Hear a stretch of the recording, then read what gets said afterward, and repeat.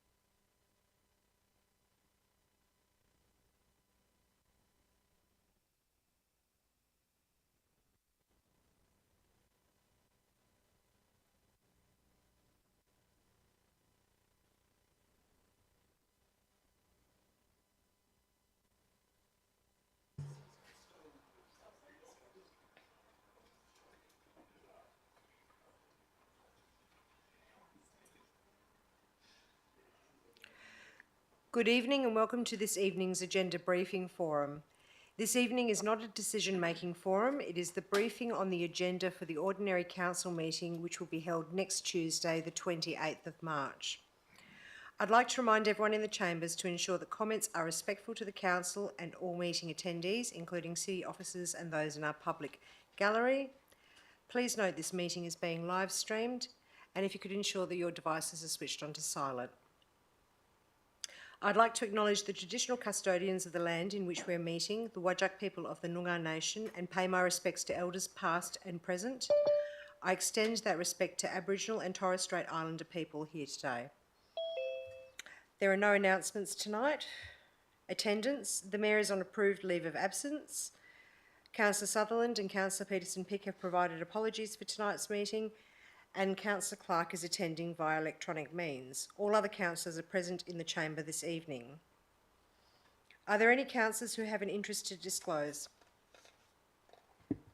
Councillor Ostaszewski. Thank you, Councillor. My interest is in regards to item 10.2.1. There is a community capital request in there regarding flooring in the facility at Watton Reserve. Morley Windmills Sports Club has a lease with the city at that reserve, and I'm a member of that club, so impartial. Impartial. Thank you. Councillor Clark. Thank you, Deputy Mayor. I've got three conflicts to declare.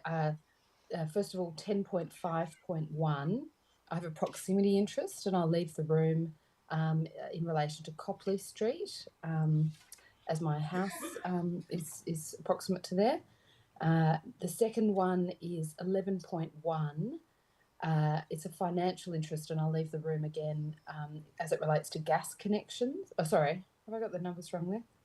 11.1 is an impartiality interest as it refers to a number of ministers and members of parliament who I know through the Labor Party, mainly John Carey, Amber Jade Sanderson and Tony Booty. And the third one is 11.2 and it's financial. I'll leave the room. It relates to gas connections that are essentially what the ERA regulates my employer. Thank you. Thank you.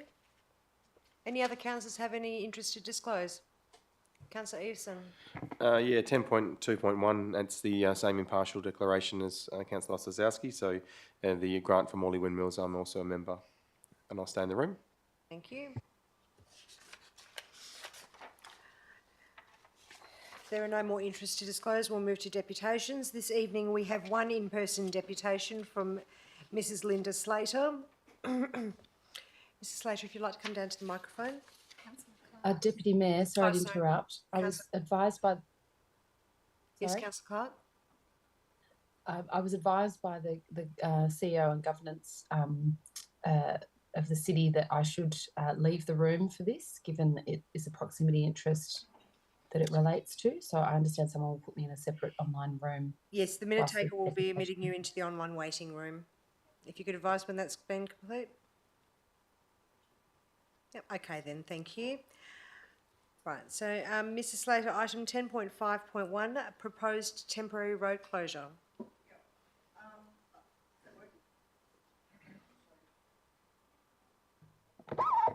Yep. I'm here as the resident and owner of a property in Burnside Street and with a property in Copley Street. At the beginning, when I put my submission in or request for tonight, I was asked whether I was for or against that particular motion. Overall, I have to say it's against, because overall it's about the promise that was broken by Metronet that they would build the Beachboro-Watley link before they would close off Railway Parade. However, I'm also practical and know that it's going to go ahead. So let's address all the other stuff. I know the Mayor has advocated for the community and shifted what was a 6-month wait for the road link to be opened to a 4-month wait, but you would understand if I'm somewhat cynical a bit about Metronet time management promises, but I hope I'm wrong. I've got a number, and then I've got one major point to do with Burnside Street.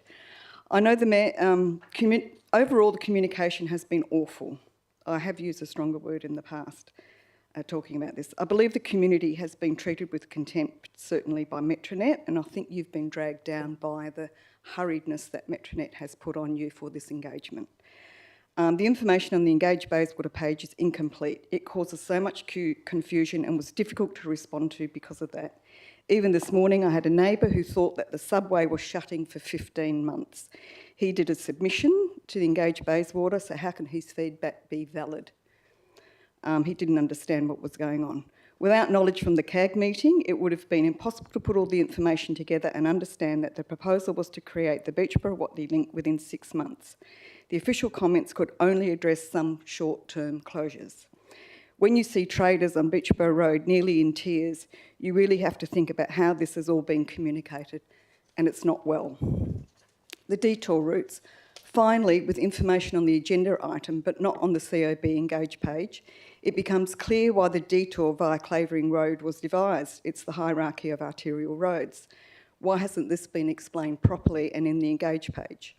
In any case, it's purely hypothetical. As we all know, the rat running already occurs via Skew, Canterbury, Copley, Francis Street, and this will just be increased.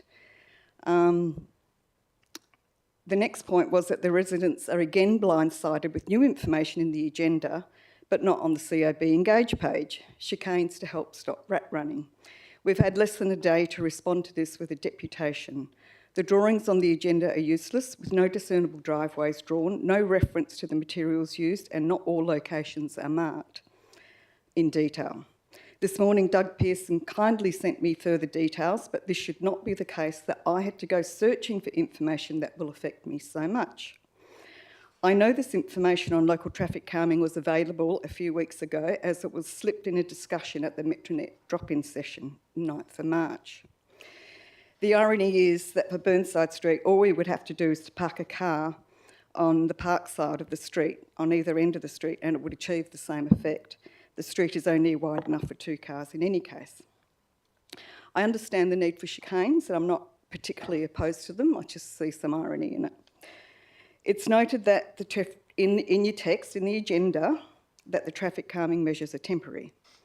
I would like you, the City of Bayswater, to add to your conditions for approval to Metronet that the traffic calming measures be removed and roads and surrounds made good within 7 days of the Beechboro-Watley link being opened.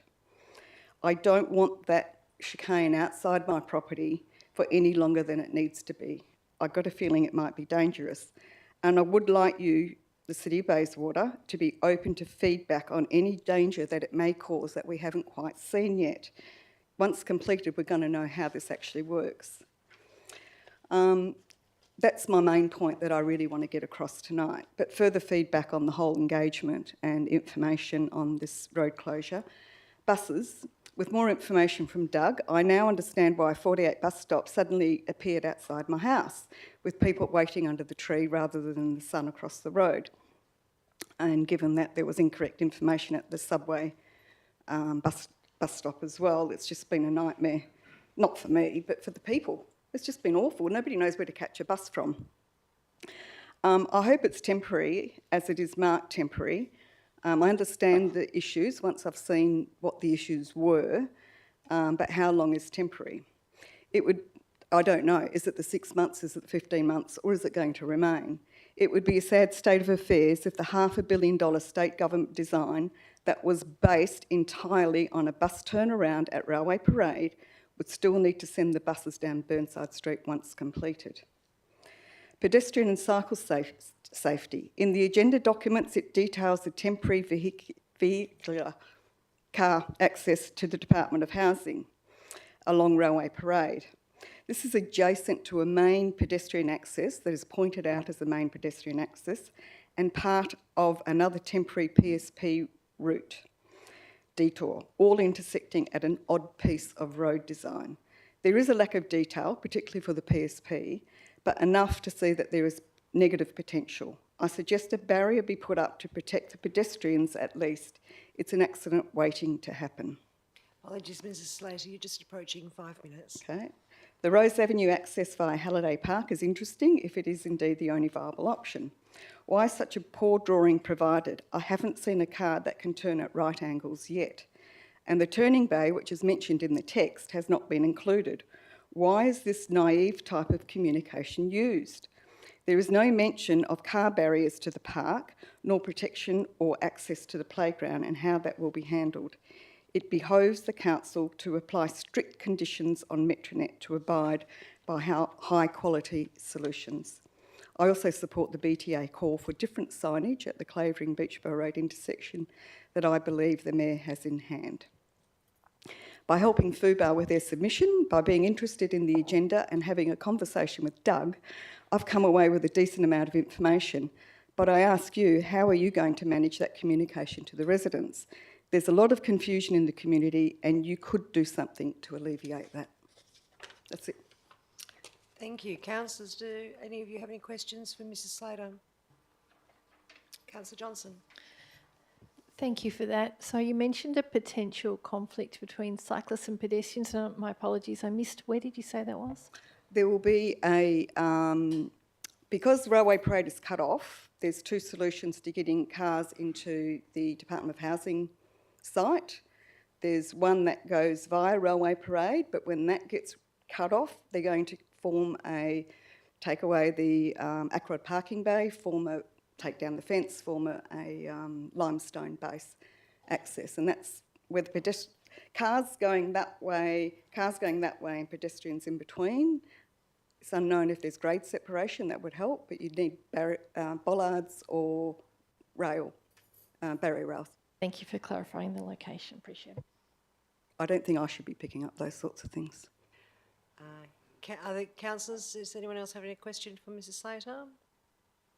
No, thank you. Thank you.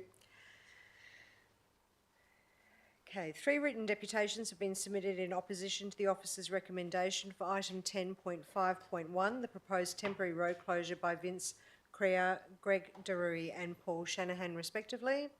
These have been provided to councillors and are available on the city's website, and I will take those as read. Councillors will now ask questions on items that were subject of deputations. As Councillor Clark has declared a proximity interest on the item, she'll remain in the waiting room for this item. So, councillors, were there any questions for this item?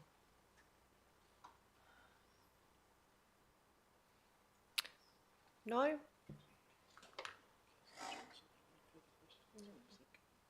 Councillor Johnson, you indicate... I can circle back if you like. Councillor Ball. Thanks. So I've got a few questions. Thanks. So my first question is, how will the traffic detouring work? Sorry, Doug Pearson. Yeah, through the chair, there's a traffic control plan that's been submitted. So it basically shows detours principally through the network before it gets into the town centre. If I can go to the principal, he's probably got a better handle on the exact roads that go down.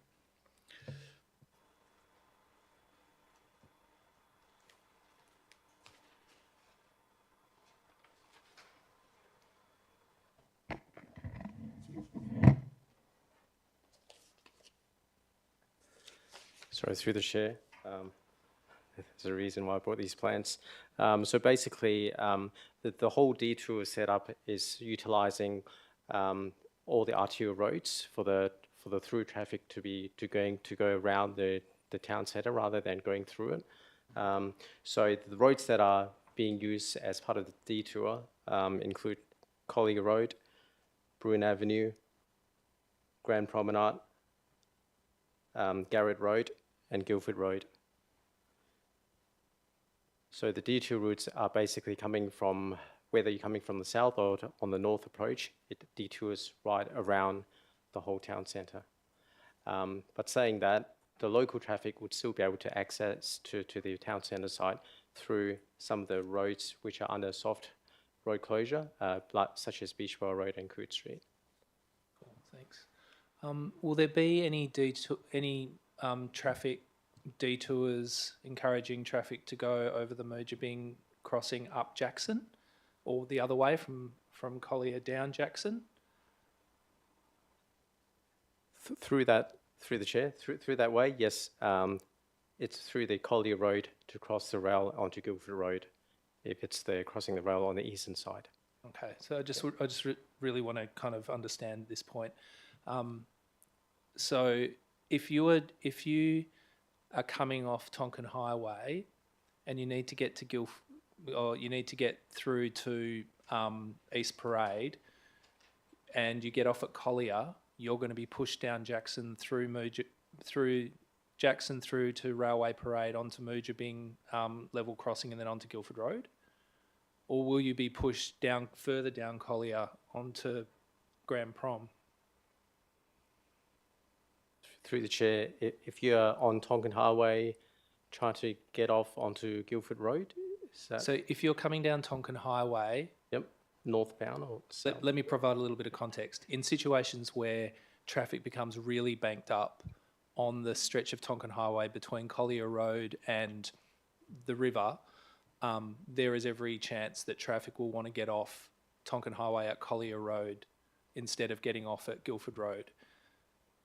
We've seen it happen many times. Yep. So in that real world scenario, is traffic going to be encouraged to go down Jackson? Like, what's going to happen with traffic coming off Tonkin onto Collier? Is it down Jackson, or is it being pushed further down Collier all the way through the Morley Activity Centre?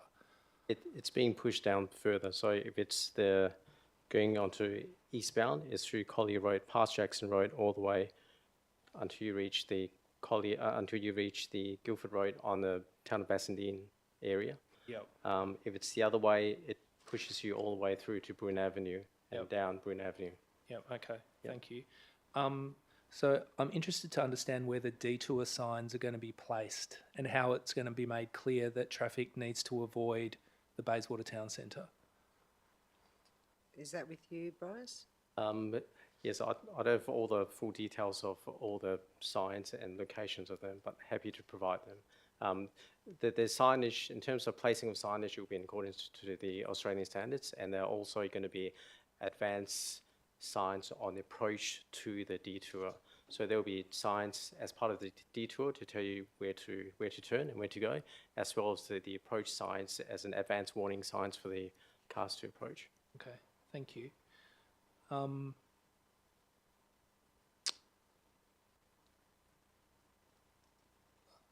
So I'd just like to ask a couple of questions on the temporary road in Halliday Park, if that's okay. So my question is, and the deputy my question is based on the observation of the deputy that the little drawing in there's not really particular. So I'm just interested to understand actually what the plan is in a practical sense in terms of getting that road built through Halliday Park. Through the chair, look, those diagrams being put on the council report are in concept indicative diagrams. In terms of the actual construction of the road itself, the city would stipulate specific conditions in terms of how to build that road pavement. So the road pavement will be similar to the normal road standard, where the expectation is for it to be sealed and depending on the ground conditions. So that'll be stipulated. And there's also going to be consideration of fencing to delineate between the vehicle traffic as well as pedestrian traffic as well. And that'll be applied to that access track as well as the access to the Department of Housing as well. Yeah. Okay. So that has been considered. Thanks for that. And my follow-up question on that is, how is this road going to be designed in regard to protecting the large trees that it will need to go past, and also the playground that's there? And through the chair, obviously the alignment, the actual alignment of this proposed track, we would be avoiding any existing trees altogether. And it will be placed on the north side of the playground equipment.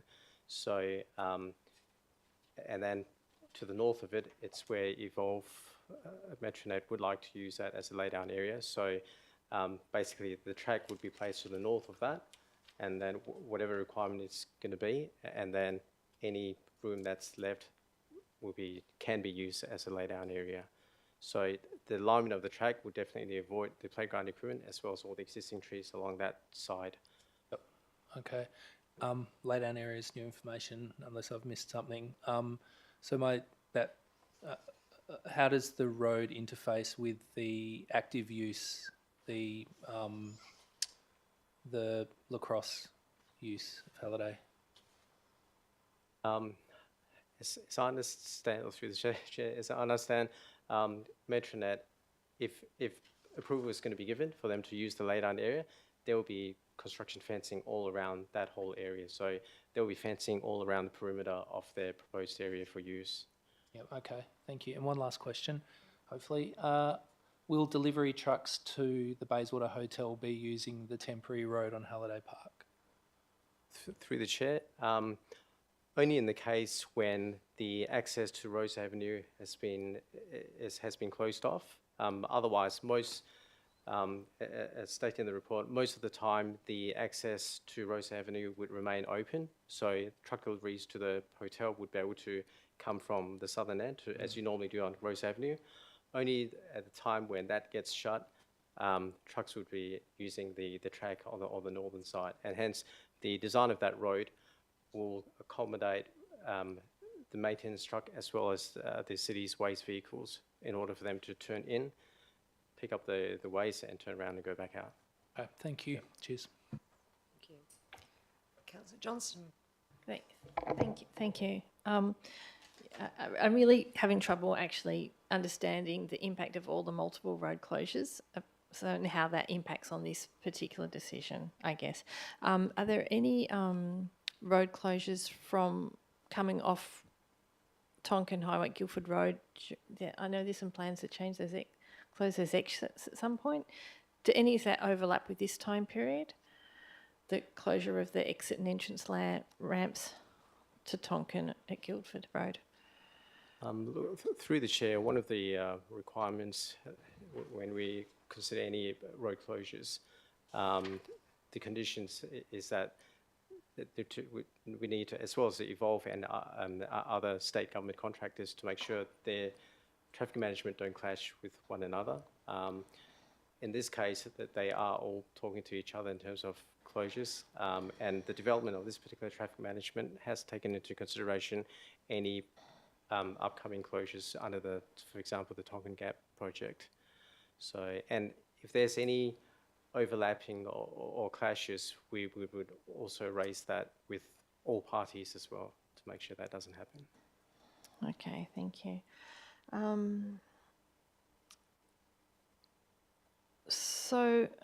No, I Councillors, does anyone else have any questions on this item? No, thank you, Bryce. A minute taker, if we could please get Councillor Clark back in the room.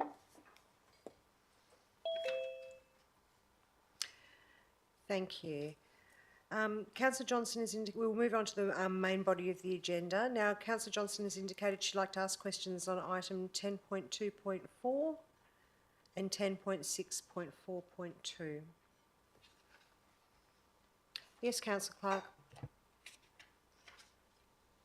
Sorry, I had a couple of questions as well. Are we essentially referring to those items now, or? Yes, yeah. I'm just going through the ones that were sent through to governance. Which items did you wish to raise questions on? 10.2.4. Yep. 10.6.3.1. 10.6.3.2. 10.6.3.6 and 10.6.3.7. Oh, and also 10.6.4.2. Thank you. Thank you. Other councillors, does anyone have any items that they wish to raise questions on? Councillor Ostaszewski? Thank you. Sorry, these weren't sent through previously. 10.2.1, 10.6.1.2, and that is all for now. Thank you. Does any other councillors have any items they wish to ask questions on? Okay, we'll start with item 10.2.1. Councillor Ostaszewski. Thank you. My first question is in regards to the reserves sheet which lists all of our reserves and the ins and outs, etc., etc. Each of these reserves, when is their purpose reviewed?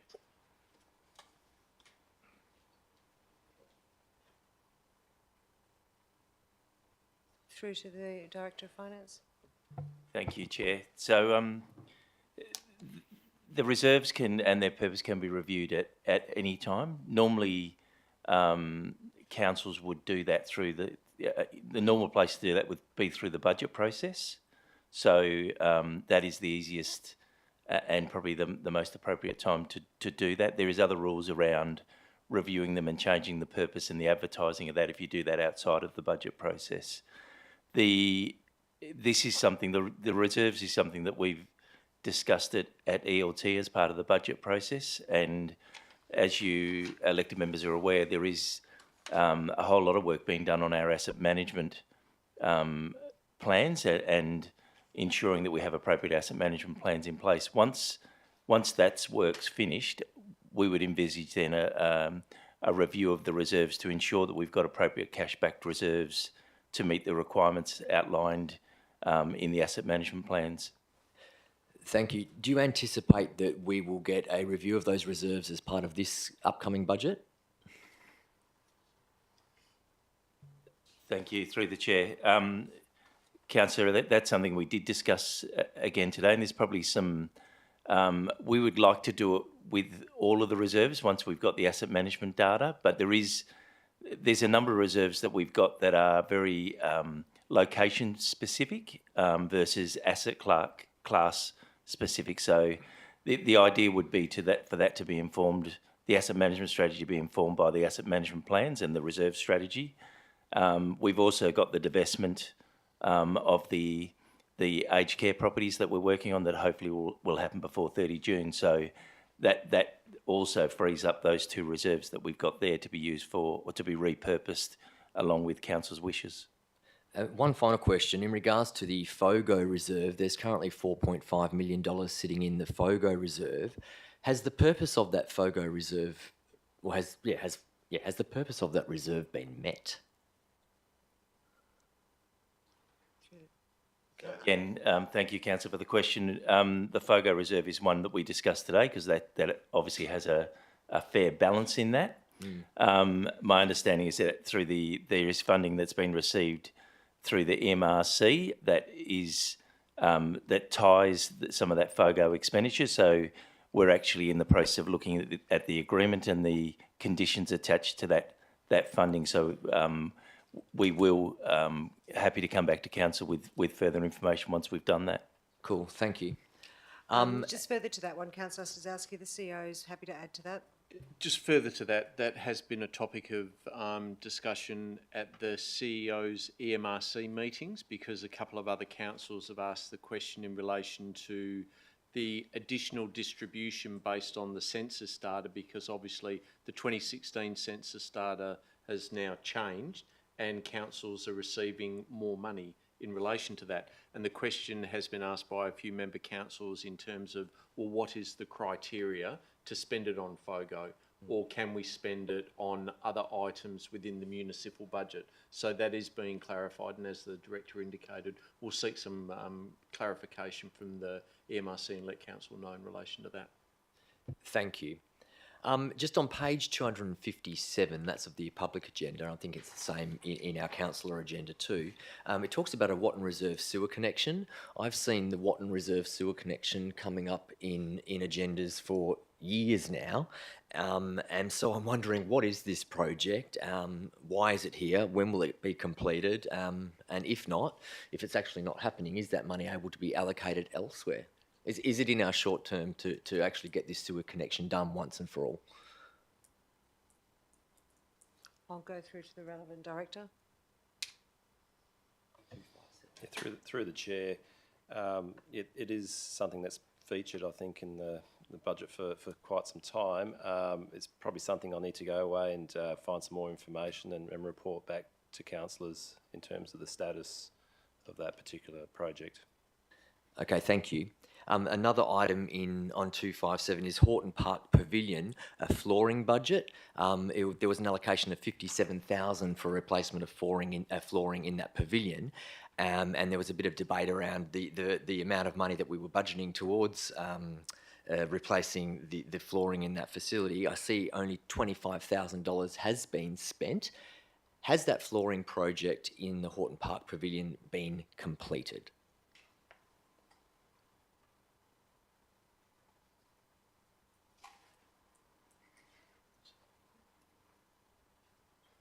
Through to the relevant director.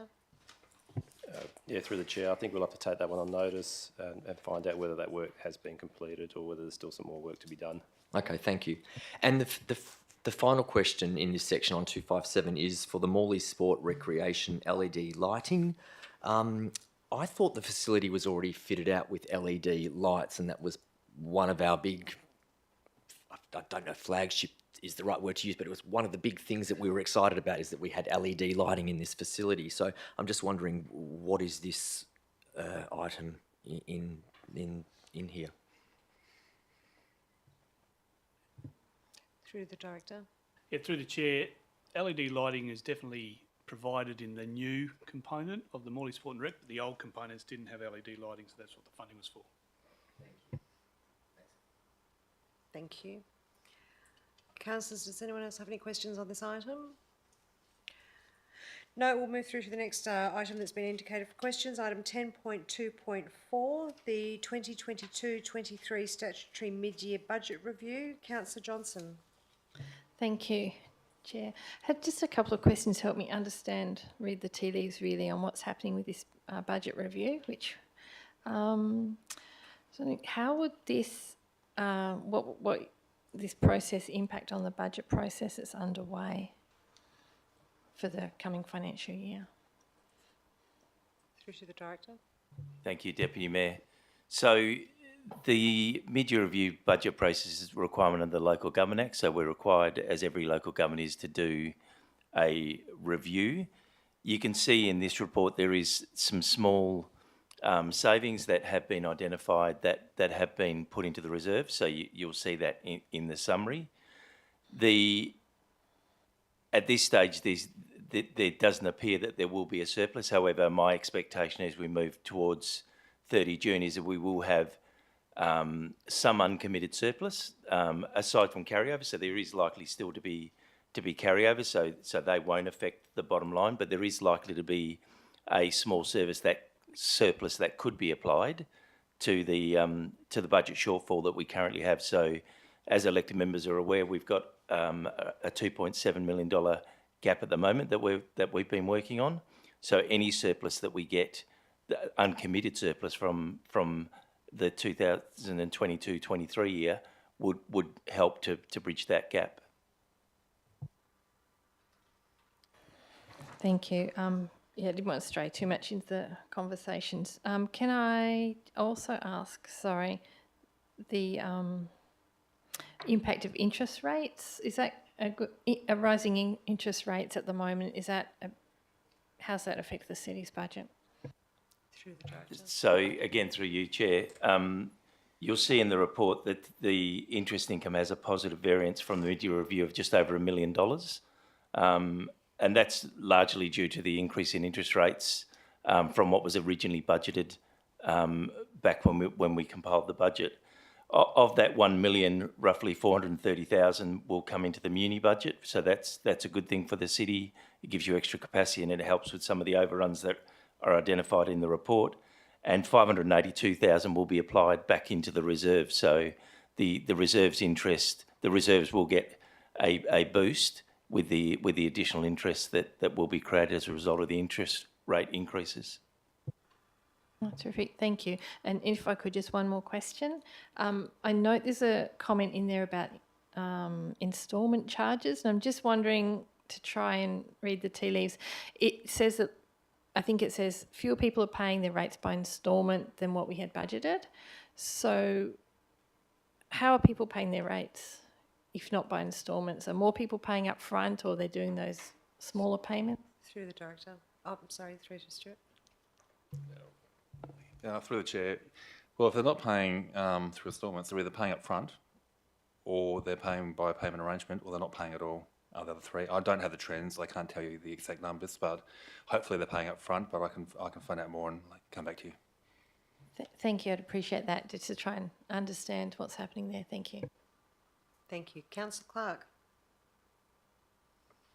Thank you, Deputy Mayor. I've got a number of questions. So on page 290, I've got a printed agenda. I don't know if that changes the numbers for everyone else.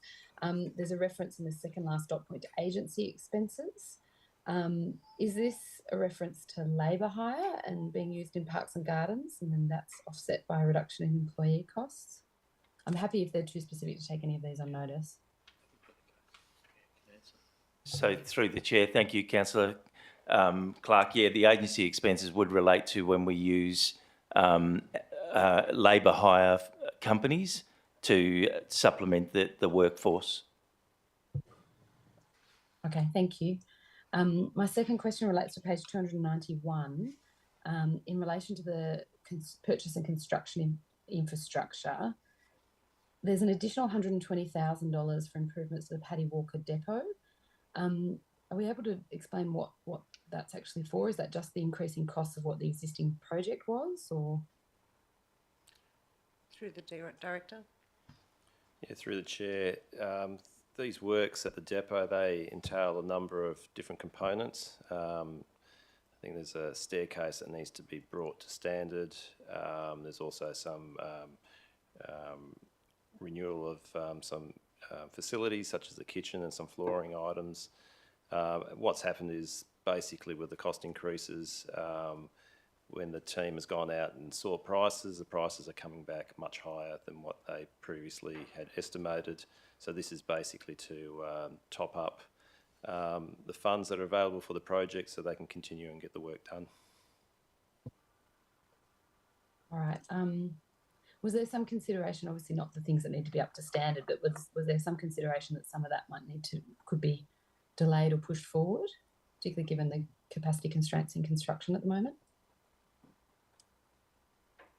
Through the chair, some of these items have been, we've been sort of waiting to have these items done for a little while now, and if they're not done now, they will be probably pushed over into the next financial year, but we're envisaging the same scenario where the prices will still be relatively high and we'll still need to find that extra money.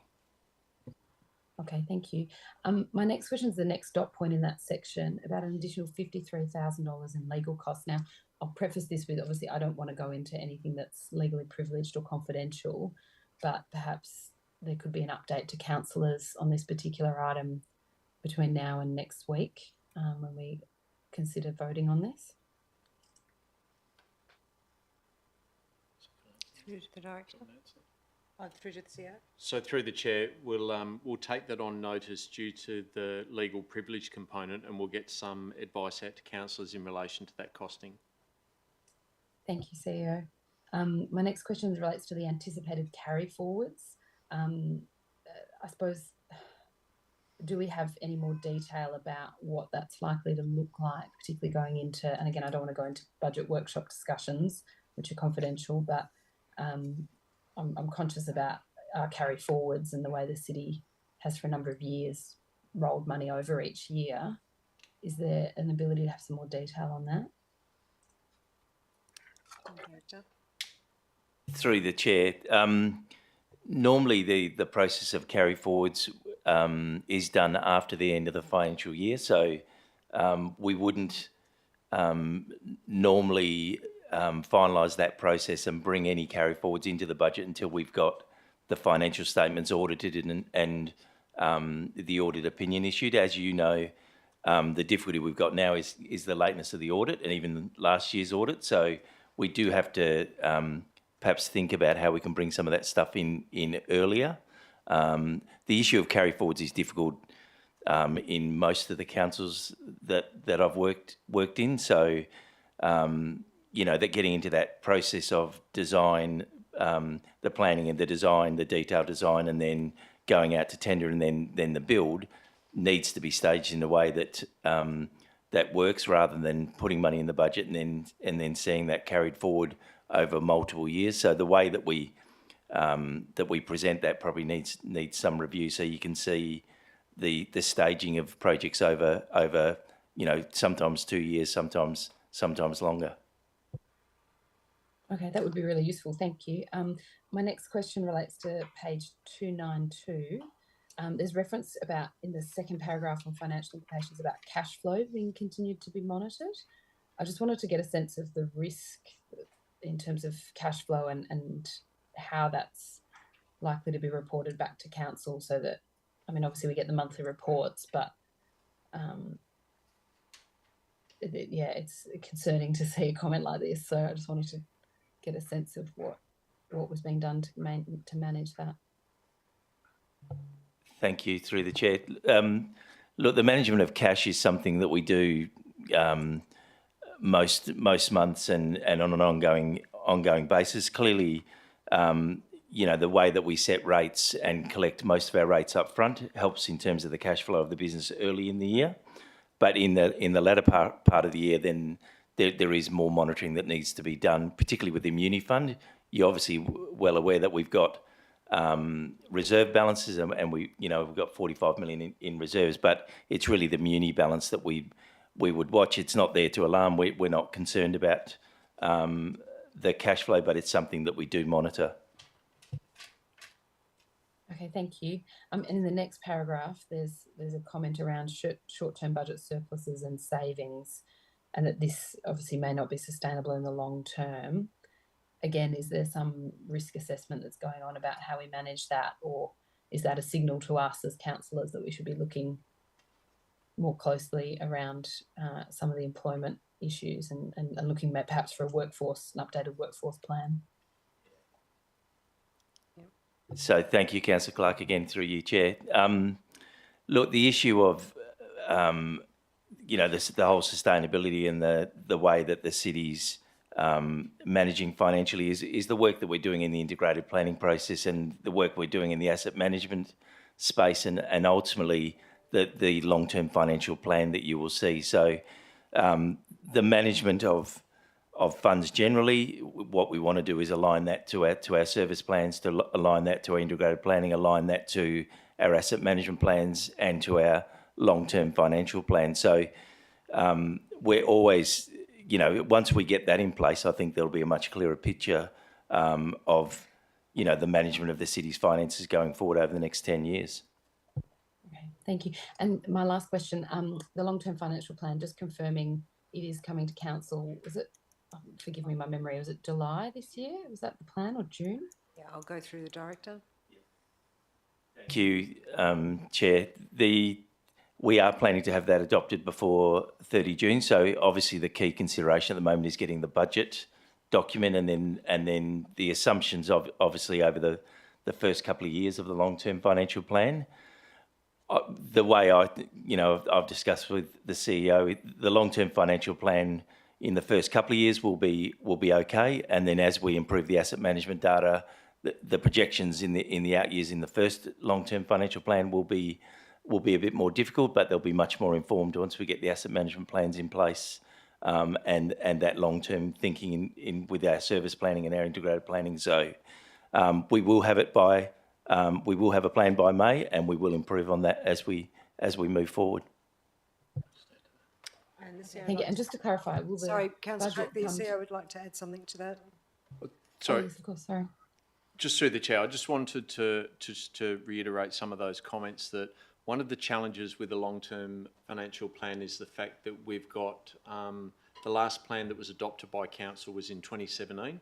So there is a lot of assumptions and a lot of data in relation to, as the director indicated, with the asset management plans and the assumptions that will inform that plan that need to be built. And going from 2017 to 2023 in 1 year is going to be really difficult to get an accurate plan. But we will commit to getting you something for adoption at budget time this year.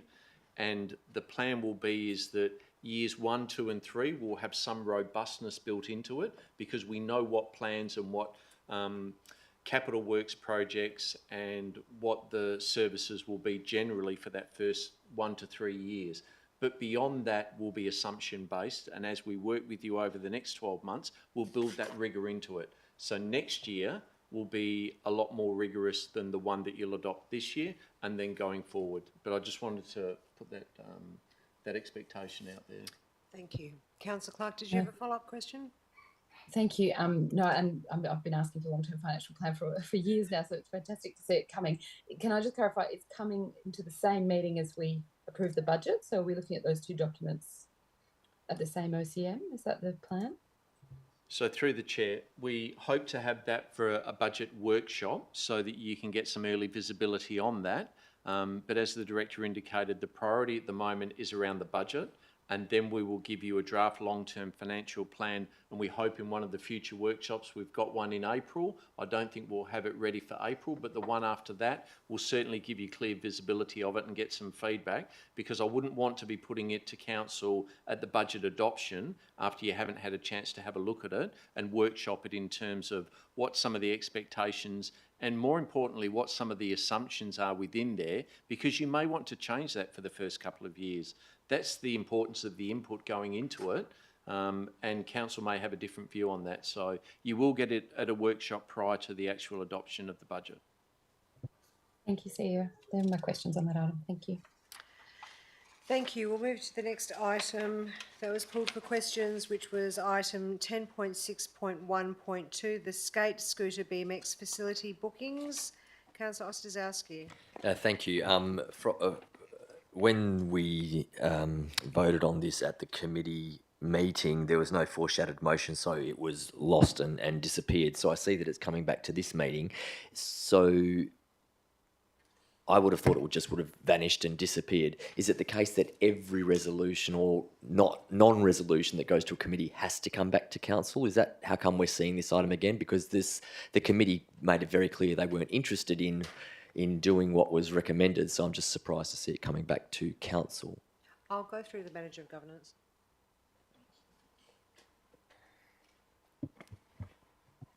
Through the chair.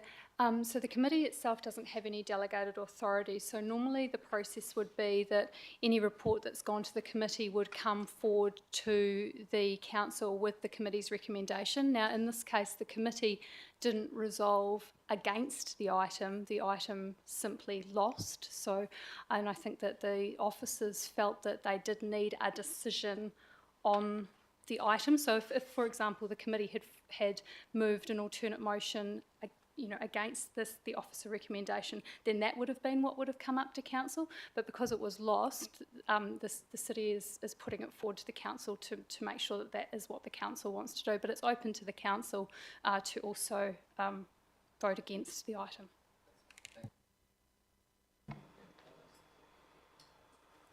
Councillor Ball. Would it be possible for someone to explain what happened at the committee meeting, given there's no line of sight through this? I didn't realise what was just described happened, so it'd be good to understand what the outcome of this item was. Would you like to hear from the chair or the director? Whoever you think is best placed, I don't mind. No rock, paper, scissors for it? Through the Director. chair, my understanding, as stated here, the item was considered by the committee, and this was put without any alternate recommendation, and the recommendation was lost. So there was no further discussion, and after that, basically, we moved on to the next item. So that's why, because it was a report that was put up to a committee and hasn't really had any resolution, that's why it's coming back through the forum that it's coming back through. I just want to make sure I understand. So it didn't lapse. It actually was voted upon. Yes. Okay. Cool. Thanks. And does anyone recall what the numbers were on that? If it was, so it was close. Okay. 3-4. Thanks.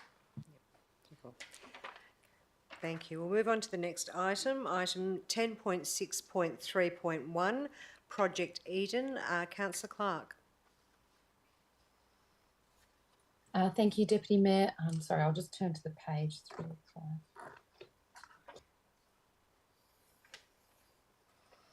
5. I'm just conscious, looking at pages 3, 5, 8 onwards, and in particular also 3, 7. Just double check that's not confidential. pages 373, the coloured risk assessment, which has some of the risks as quite high, and it's a $5.1 million proposed spend. What controls and processes have we got in place to make sure that this doesn't blow out and that this is delivered within time and on budget? I'll go through to Director. Thank you, Councillor Clark, and thank you, Deputy Mayor. Look, Project Eden, as the report says, is a significant project for the city. There is a governance structure that is in place that the committee have seen. So if that hasn't gone to all elected members, we'll make sure that that does happen. From a budget perspective, the figure of 5.1 million is being reviewed. So that's a project budget essentially based on the work that has been done looking at other councils that have gone through an ERP project of this size. As the report suggested, it is in a couple of phases, being the lift and shift first, and then the upgrade of all of our applications over a 3-year period. So we're doing some more work on the budget as we speak, and certainly in some of the internal resourcing that is needed to support the budget.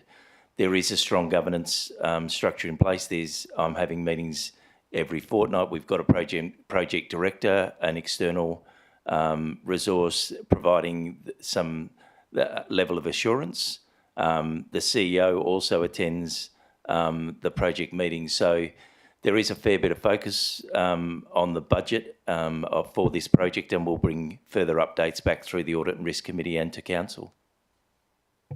Okay, thank you.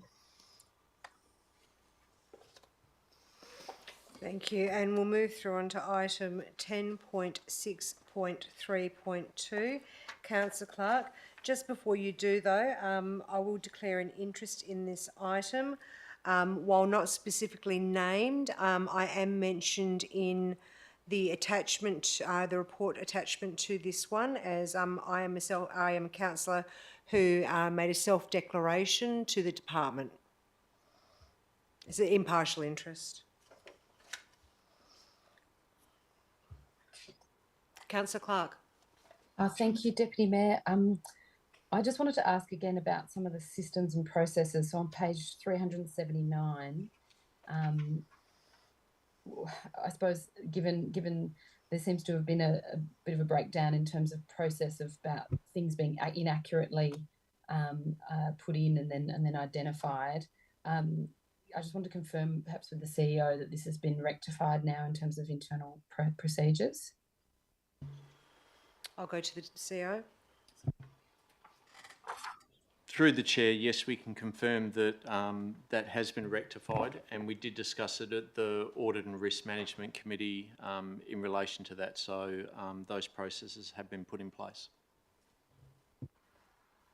Thank you, CEO. Just one follow-up on this on page 379. So obviously the OAG were incredibly late last year in dealing with the city's books. What can we do, or should we be doing this year to make sure that that's not late again this year and delayed?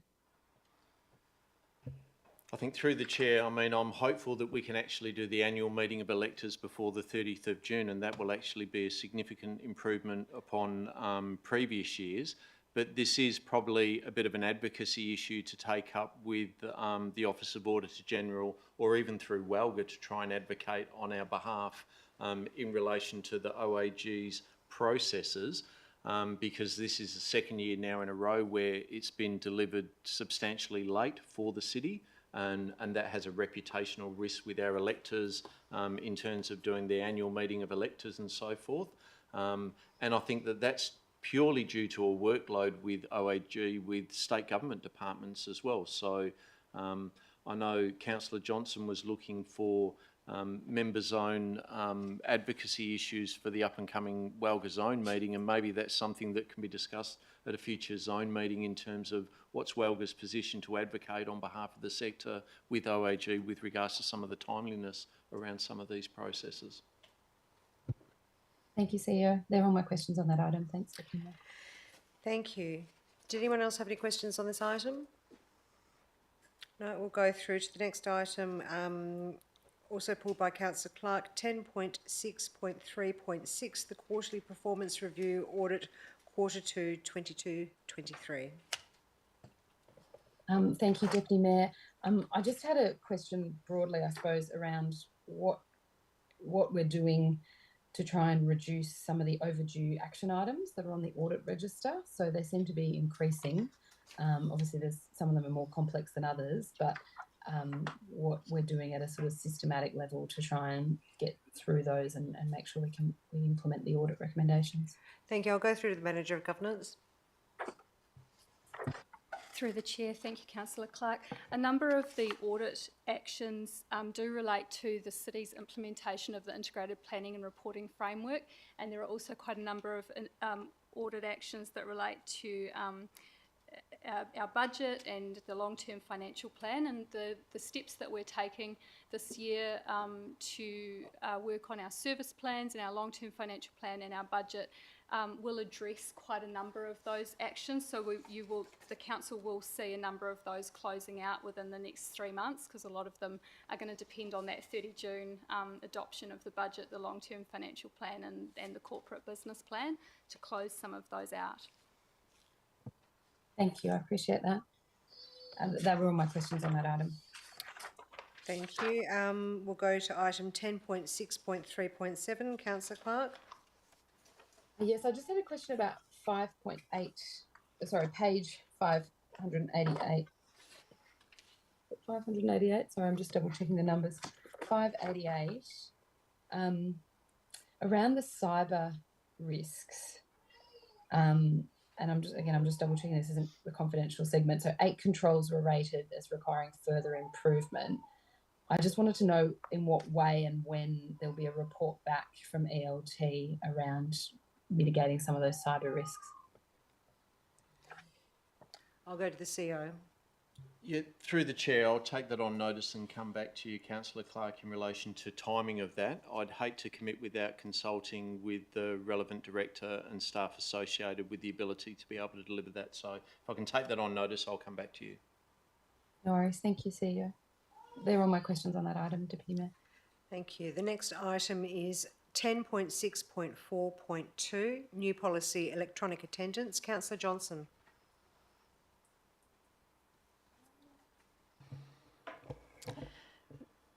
So, yeah, sure. We did discuss this at the policy meeting. I'm just wondering, please, how can this be simplified?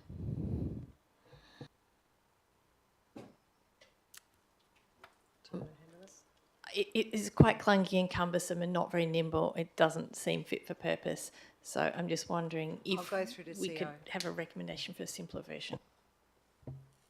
Thank you. Through the Chair, I'll probably make a start, and if the Manager of Governance wants to add anything through to it. The simplification is probably a little bit difficult because of the fact of the change of the regulations. So it's now a requirement for the electronic attendance that a councillor has to seek permission from the presiding member, the Mayor, in relation to that. And that's to ensure that the suitable location and suitable equipment is actually verified as well. So that process, I don't know how you can simplify it unless council have got a way that you can come up with to try and streamline that notification process.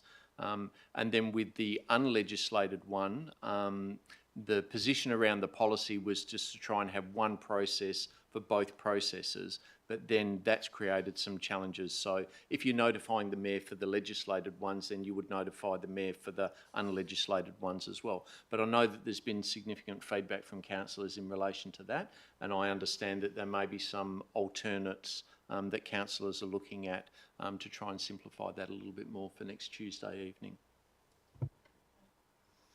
Thank you. Councillor Clark. Thank you, Deputy Mayor. That's answered my question. Thank you. Thank you. I did just want to extend the briefing on this one. I'd just like to go to the Manager of Governance, just for the benefit of those that weren't at that aren't on the policy committee, just to just recap basically the sorry, I'm just lost my words. The process around why they need time to prepare in terms of the venue for online Zoom meetings. Through the chair, one of the conversations or discussions that the committee had when this policy was put to them was around why so much notice was needed to be given when wanting to attend a meeting electronically. And look, I think that city officers do understand that perhaps the ask there is quite a big one. The reason that we asked for that amount of time was just that if the process that the council decides to follow is to seek approval through the mayor, obviously there's the availability of the mayor to consider. The other thing for us is that we have 3 different venues that we use at the City of Bayswater. So we have the council chambers, we have the committee room, and we also have the Embleton room. Now the setup of the equipment in those 3 rooms is quite different. In the committee rooms, the equipment is really straightforward and easy to use, and it doesn't take us very long to set up. When we're in the council chamber, it does take us a little bit longer because we've got the live streaming to consider as well. And when we're in the Embleton room, we simply cannot accommodate electronic attendance. So if we were to, for example, to have a wide-ranging approval for attendance, electronic attendance, we would not be able to use the Embleton room. That would have to be ruled out. The other thing was around we need to check the 50% cap. So in the regulations, it talks about the fact that you can attend up to 50% of a particular meeting type electronically. Now, at the moment, that's really simple for us to manage because not many of you have attended that many council or committee meetings electronically. But as time goes by, that might get a little bit more challenging for us to check. The other thing is that we also like to set up an opportunity with the councillors, just like we have with Councillor Clark this evening, to test the equipment and just make sure that it works. And the idea really behind the policy was for the council to specify what process it is that you want to follow, what you do consider to be a suitable location. So for example, within WA, within a residential property, when someone's overseas, what location is suitable to attend, and what equipment do you think is suitable? And that's part of why there's quite a lot of detail in that policy. So for example, is it okay to attend a meeting on your phone, or does it need to be from a computer or from an iPad? So that's part of why the policy's got a lot of detail in it, but obviously it's open to council to put forward alternate recommendations and ways to deal with that. We're also happy to have a briefing with you if that's what you would like to do. Thank you. Councillor Clark. Thank you, Deputy Mayor. I just wanted to ask, it seems like, I think I'm with Councillor Georgia Johnson on this, that it seems very, very detailed. How much staff time has gone into this so far, and how much going forward will be needed? And again, are there ways that we can simplify and streamline this a bit?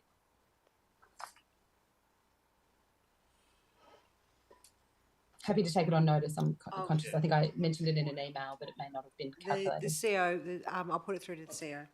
Through the chair, I think the staff time in terms of developing the policy would not be inordinate. It would be, as per any other policy development, I would anticipate a few hours to draft it together. But since the policy committee meeting, there's been substantial staff time because we've been checking with other local governments in terms of what their processes are, also discussing with WALGA and also the department as well, just to clarify those expectations around the legislation that's been introduced in relation to this. And I think, the council can set up the policy position in terms of how you want to do it, but there's still legislative requirements in terms of notifying on the suitable location and suitable equipment, and that still needs to be covered off. But as the Manager of Governance indicated, I think in the lead up to council meetings and committee meetings, the administration is busy getting ready for the meeting, and that's why the 2-day request to set it up, just to give us a bit of lead-in time for that. So I know it is fairly onerous to say 2 days, but it is because we are running around on the day trying to organise things for the meetings, and there could be late items, there could be additional information, there's printing of items that the governance team want because some councillors want a printed agenda as well. So there's all of those things to take into consideration. Can I just ask a follow-up? Based on my understanding of the regs, you could have could you have CEO as a council standing, I suppose a motion or a notice, that I suppose a standing order that says we can have online meetings provided that confidentiality is met, the venue is appropriate, and the equipment's appropriate, and it meets the statutory cap for those meetings where it applies. And then you could have a 2-day minimum notice requirement as well. With those 4 requirements, could you not just have a council standing order and then say have the Teams or Zoom meetings in all of the Outlook invites? Through the chair, my understanding and clarifying with the Department of Welga is that council could choose to do that, but there would still be a requirement on each individual councillor to advise the CEO for that particular meeting that the suitable location and suitable equipment provisions is being met. But that could be through, yeah. So, and that Sorry, could be, yeah, that could be through an email or some form of notification. But I did clarify that with both the Department of Welga, and they both concurred that even with a blanket council approval, there would still be that requirement that would need to be met. It's around the suitable location and equipment. Okay, thank you. So even if that didn't change, I mean, I'm now currently on my council iPad. If that's always the case, why would I need to email that in each month? Yeah, through the chair, and I did clarify that again, and the response back was to ensure that it is the same as what you originally said and that it hasn't changed. So there would still be that requirement. All right. Okay. Thank you very much. I appreciate the advice. Councillor Ball. Yeah, quick question, just picking up on the comments around use of the Embleton room. During COVID, we were holding, or the city was holding council meetings in the Embleton room with these microphones. So I'm wondering what happened to that setup. I'll go through to governance. Thank you, Councillor. I think actually probably we could make the Embleton room work if we had the microphones. The problem is we would have to take all of the microphones, I guess, out of this room and set up that room. The other thing is the video cameras and the equipment we've got in the chamber is far superior to what we've got in the Embleton room, and you wouldn't be able to move that equipment. But I think that we could move the microphones. Oh, sorry, I've just my governance officer has just said that there is a cost associated with moving the microphones. So it sounds like we might have actually had to get some work done behind the scenes to make that arrangement work during COVID. So perhaps I'll take that on notice and come back to you. Thank you. Does anyone else have any questions on this item? No. Okay. There's no other items that have been pulled for discussion on that one, though we will have one, a confidential briefing update, which will go behind closed doors for later. So that excuse me, just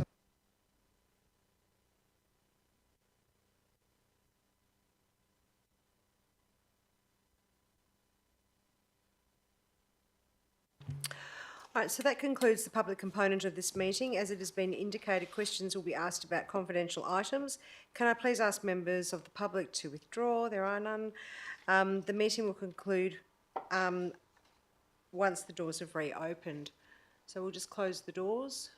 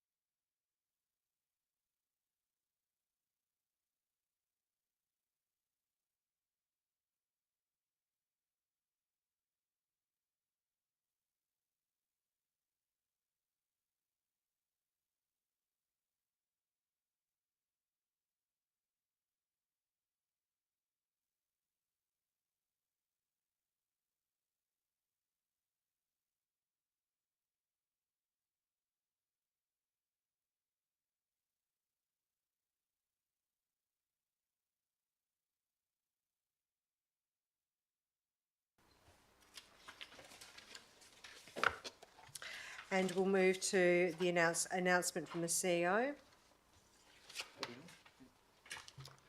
So thank you. Through the chair, councillors, you would have received a memorandum in relation to the ALGA National General Assembly and call for motions. Well, firstly, call for attendance at the conference and then call for motions. So I requested that those motions be put forward by today for consideration so that they can be submitted by ALGA, and the due date is this Friday. What we're planning on doing is we've received one proposed motion from the Deputy Mayor in relation to immunisations and a call for the federal government to further fund that program. So we intend to put that up as an item of late business on Tuesday for council to make a position on that as to whether you want that as a motion to go into that National Assembly forum. But what we'll have to do is submit them this Friday, and we've already spoken with ALGA. We submit them on Friday. We then have the ratification by council on Tuesday. If you don't support it, we're able to go and withdraw them from ALGA. If you do support it, then it will be progressed through there. So there's that component. The other component to it as well, councillors, is that the town of Bassendean, through the Mayor, has proposed a motion for their council, and theirs is the same. They won't be meeting until Tuesday as well, but they'll be submitting theirs Friday. And their motion is in relation to that the NGA calls on the Australian Government to commit an appropriate funding mechanism for the establishment of food organics and garden organics FOGO processing facilities nationally as an undertaking to co-partner with local governments and their regional associations to reduce greenhouse gas emissions from landfills, closing the loop on a priority waste stream and progressing healthy soil initiatives.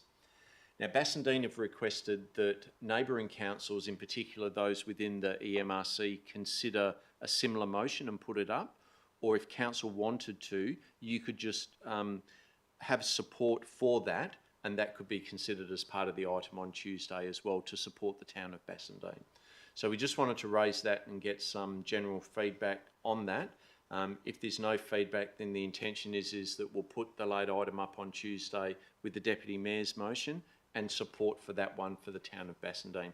And if councillors have got any others, then I know I did put the deadline today, but we can sneak that in another 24 hours. If we can get something to tomorrow, then we can put it in the report, and I'll try and convince Karen that we can write the report a little bit later than tomorrow. So any feedback? Councillor Ball. I guess worst case scenario in terms of timing, you can always give an oral report if you can't get it written in time. For Tuesday? Yeah, if time's tight. Yeah. So. Okay, if there's nothing further, councillors, I'll close tonight's meeting at 8:22. Thank you very much.